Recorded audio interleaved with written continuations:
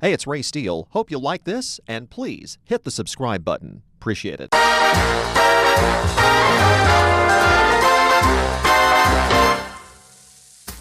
The lights are glowing in the house tonight. Excitement's growing in the house tonight. Whatever your mood, you're gonna lose your blues tonight. 100 years. It is incredible that this place is still here, and not only that, is still going strong. And if you haven't seen the historic Artcraft Theater in Franklin yet, and frankly, this is the first time that I have seen it, you need to get down here, particularly to see a show. We're just going to take some time and talk about the history of this wonderful place with Rob Shilts. He's the executive director of Franklin Heritage and the historic Artcraft Theater. Franklin Heritage has owned this theater for a while. Rob, first of all, thank you. This is just an absolutely gorgeous place. It's a timepiece, as you called it, but at the same time, it's all here, and it's wonderful to have this place. You know, I think that's one of the best things is that when we acquired this theater, they didn't really throw anything away. They just covered it up. So all of the murals that were on the wall, all that got painted over white, and then they put wallpaper on it, you know, and so that's what took a majority of the time is you know, you got to peel away the wallpaper and then do paint scrape analysis to figure out where the murals and things were. But you know, little by little, each year we found more, did more, and so that whenever the patrons came in to a new show, they always saw something being restored. And that was, I think, it was the key to this is we're going to be showing movies, you know, classic movies, your Casablanca, Wizard of Oz, those types of shows here in a movie theater that is absolutely a classic in itself. And the theater started out as a silent movie theater in a vaudeville house. And W.W. Akins, who was a newspaper producer for the Franklin Evening Star, had the insight and the wisdom to say, you know what, we could put a theater here, and this would be another stopping point for vaudeville shows. So they could be in Indianapolis, and they got to head to Columbus anyway, so why not put it in Franklin? And the same works today with you know, bands touring and stuff. We do the same thing. They're going to be playing in Indy. They're coming through here. We pay the gas money for the bus. We feed them, and they get some hotel space instead of sleeping on the bus. But that's, you know, this still applies today.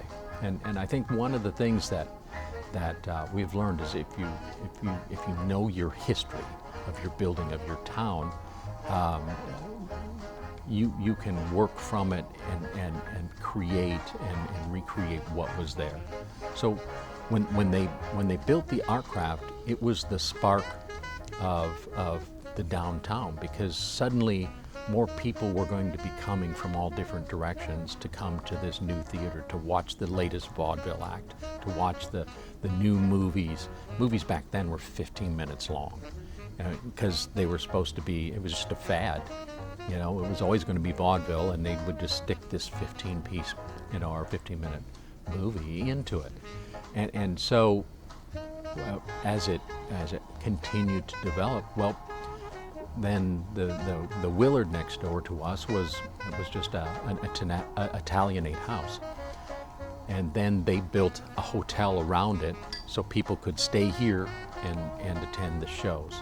And all of these places, restaurants started being built, different shops. And so what we're doing today is no different than what they were doing back then. They were building them, and what we're doing is we're restoring them.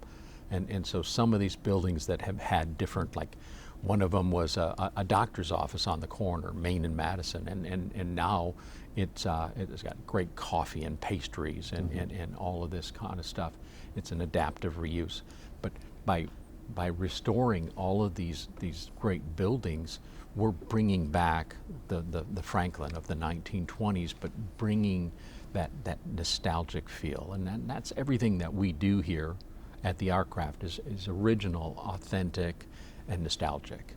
And so any of our shows, you're going to see some stuff off the stage. We're going to be doing some pre-show events before the movie so that the audience can play around with it. You know, we have short attention span theater, so it's a, 30-second little skit about, whatever the movie is. With A Christmas Story, it's actually the old man getting the leg lamp, and and he's so excited with that, and so we give away prizes related to that movie, and so you get Lifebuoy soap, you get a mini leg lamp, gift certificates to Chinese food restaurants and stuff, but the audience gets to play along with that, and then we have a long distance award for the person who has traveled the absolute farthest, and their prize is it's a certificate sealed in the finest plastic we make here in the city of Franklin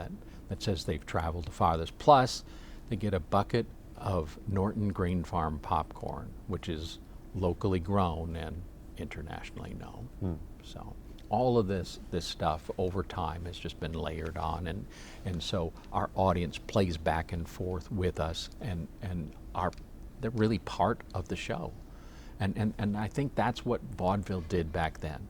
Is you had a magician, you had and they're playing with the audience. Yeah, I think do you have as much fun as I do trying to explain to this generation Yes. what exactly vaudeville is? Because Yeah. people come in here, they'll notice there's a stage here. Yeah.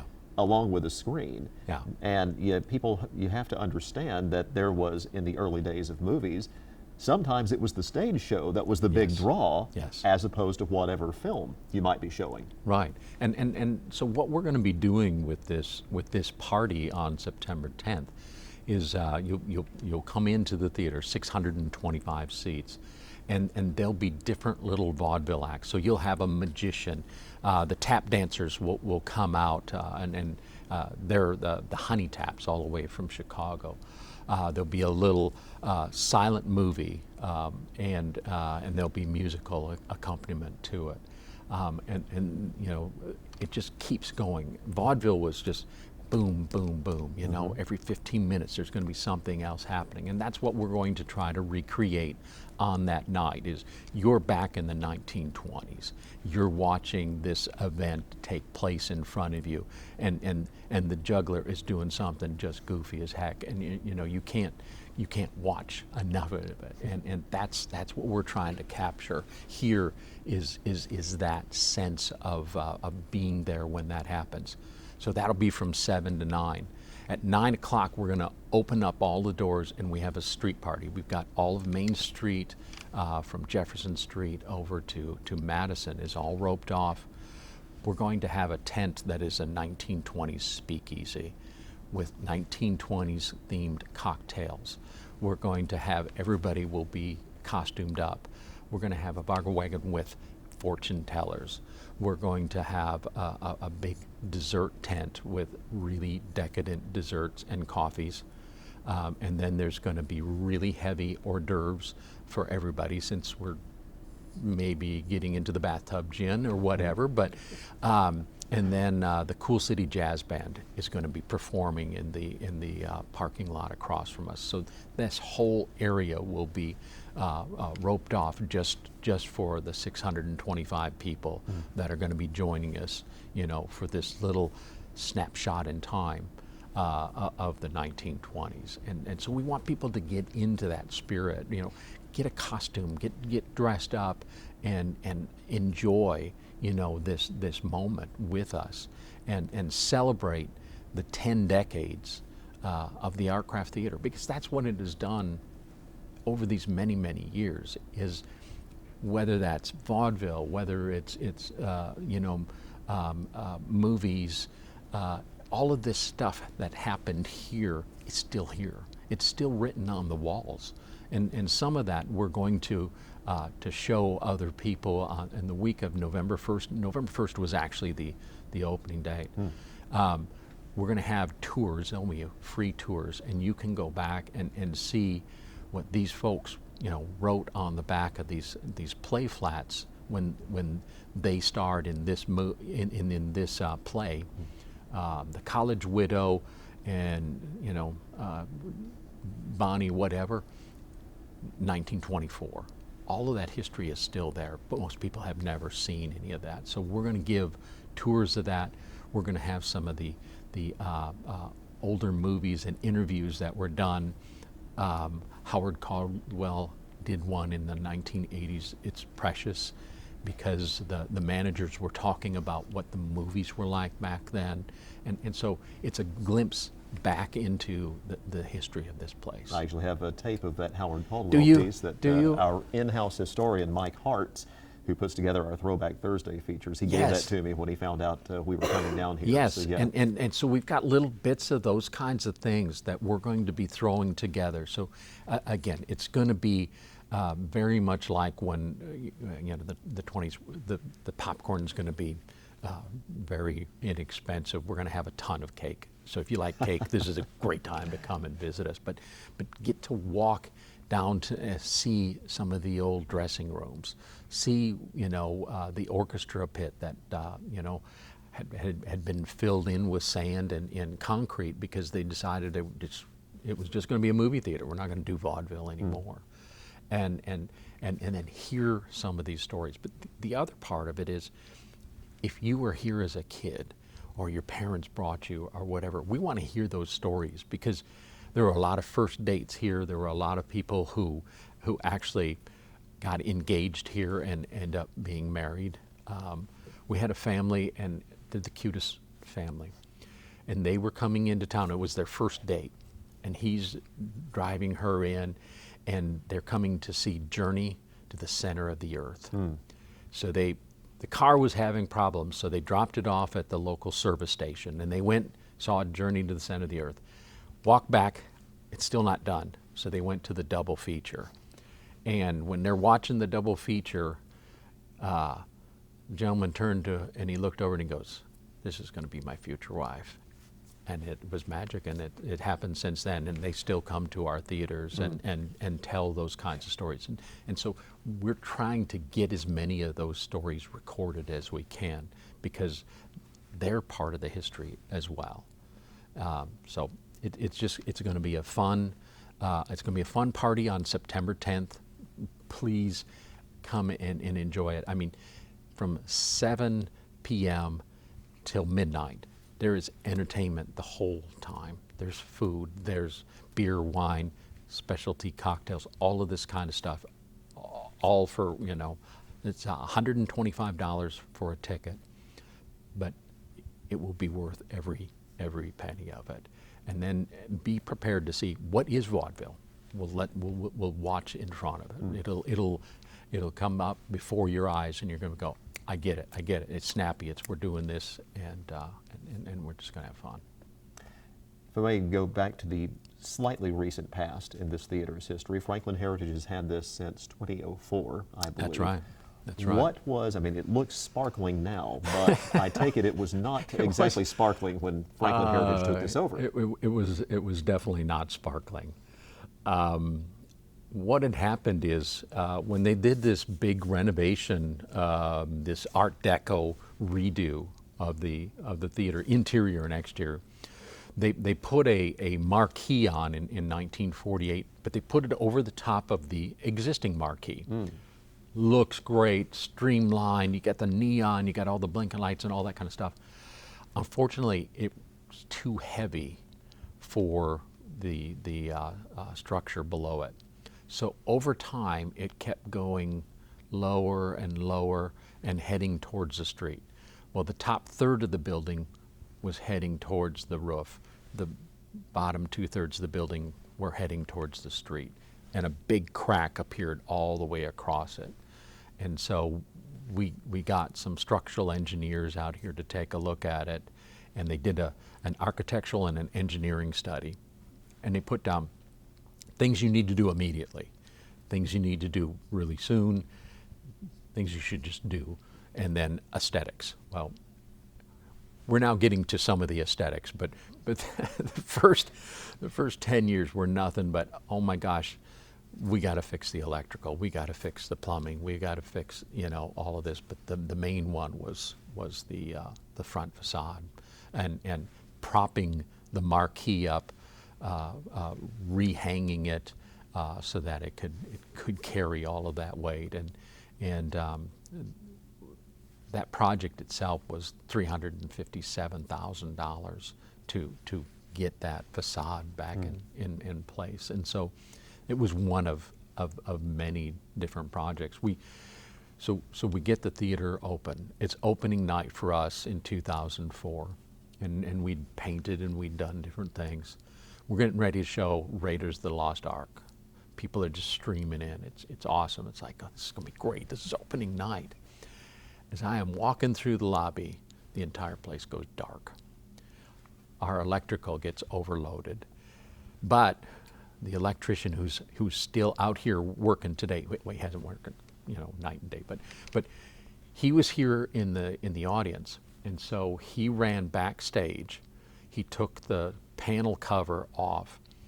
He found a ladder, an oscillating fan, and some duct tape, and he was able to cool the panel down enough to get through the show that night.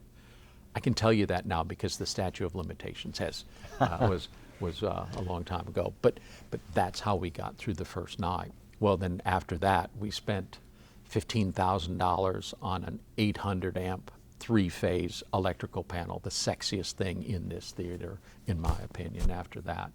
But it was things like that. All of these things were grabbing for your attention, the electrical, the plumbing or lack thereof. And so, we're a nonprofit historic preservation group. We bought this place for $175,000 when nobody else was buying theaters. Nobody was in line to buy this because of all of the stuff that was going on. But we're a preservation company first. We're a historic preservation organization founded way back in 1983. So what we did is we restored houses, commercial buildings and all that, and then this came to light, and the ceiling had collapsed, and the city had condemned it, and we realized we need to do something, and so it was a very tense board meeting. I think it was about 3.5 hours, and we had people going, "What are we even thinking of? We don't know anything about theaters. We don't." That building is huge. We do 1,500 square foot houses. This is 15,000. What are we supposed, And so I said, okay, we are a preservation organization. Nobody else is going to step in and save this theater. So if we just say no, we're not going to do it, then we need to pack our tents, not call ourselves preservationists anymore, and just go do whatever we're going to do. But if we turn our back on this iconic Art Deco movie theater, then we're just done. The vote was 15-3 positive, and it is the best project I believe we could have ever done. And with a bunch of volunteers, they always say many hands make light work, and that's what we have been doing since 2004. Is working behind the scenes. There's little elves everywhere that are working on different things at all different times, and obviously we've had to have skilled craftsmen that have come in and done structural and all of these kinds of things. But what I think is great is that everybody understands at the end of the day that it's about having fun. It's about seeing something at the end of the day. We got that part of it fixed. Yeah, I know we have 98% more to do, but we got that done this day, and so it's just it's an amazing place with so many stories and the history that is waiting to be told, and we just want people to come in here and feel that energy, feel what it must have been like in the 1920s, and then join us as we do this 100 years, and so that we can get the stage fully restored. Right now, the stage is exactly the same as it was in 1922. All of the ropes and pulleys and the wood grid are still in place. It hasn't changed, and because of that, we're limited on the amount of curtains and things that we can hang. It's the weight. We had some engineers from for Purdue test the wood strength on all of the grid, and they said this is it. This is your limit. So one of the things we have to do is we have to either underpin it with steel or do some structural work back here, so then we can do any of those shows that they did back then. We're going back to the future, you know? We're going back to what it was, vaudeville and silent movies theaters. Well, now you know, we're showing regular talkies, but we're still doing acts on this stage. And that's the whole idea, is if we can show or have movies on the weekends, and we do that really well. 2019, so before pandemic time, we had 64,000 people through the doors. So if we can do like the Glenn Miller Orchestra, we have them once a year, and some of these other acts during the week, that means that's many more people downtown. Well, that helps out every restaurant and bar and shop here in town. That's what this place started out as. It helps the mom and pop places, and that's our goal. And our goal is to get every one of these buildings restored.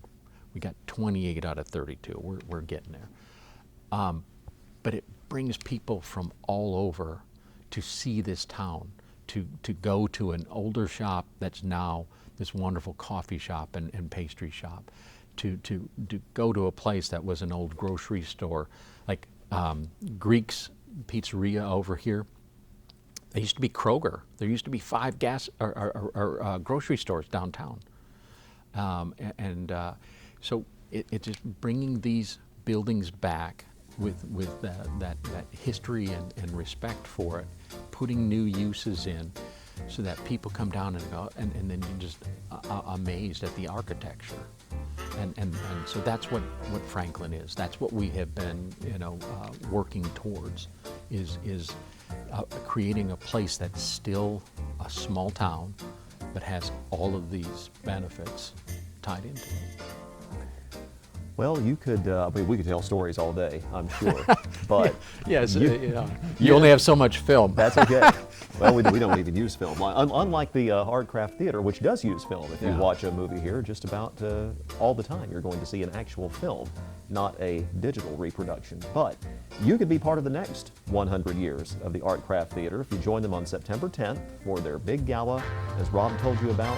We'll have the information at WRTV.com as to when it's going to be, where it's going to be, what all is going to be here. But come be part of this, or just come see a movie, because check their schedule. They're showing some great movies all the time, every weekend, along with everything on stage, as Rob told you. Rob Shilts, thank you so much. Really appreciate your time today. Ray, I love the fact that you came down here. Love your radio voice. I appreciate it very much. And behind the camera is Shay, who's been doing it for 27 years and doing a great job of it. Awesome. Come back anytime, and we'll give you the grand tour. Absolutely. Thank you.